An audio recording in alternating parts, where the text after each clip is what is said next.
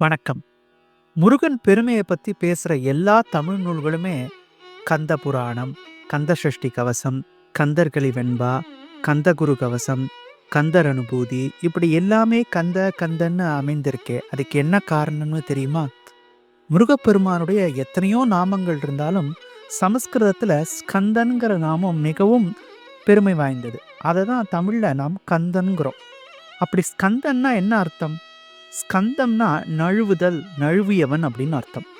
அதாவது பரமேஸ்வரனுடைய நெற்றிக்கண்ணிலிருந்து நழுவி அக்னி பகவானிடத்தில், அக்னி பகவானிடத்திலிருந்து நழுவி வாயு பகவானிடத்தில், அவரிடத்திலிருந்து நழுவி பூமாதேவியின் இடத்தில், அவரிடத்திலிருந்து நழுவி கங்காதேவியின் இடத்தில், அவளிடத்திலிருந்து நழுவி சரவணப் பொய்கையில், அதிலிருந்து நழுவி கார்த்திகை பெண்களிடம், அதிலிருந்து நழுவி பார்வதி தேவியிடம் ஆக ஒன்று சேர்ந்து அறுமுகமாக சண்முகனாக முருகப்பெருமான் உதித்தான், தோன்றினான்.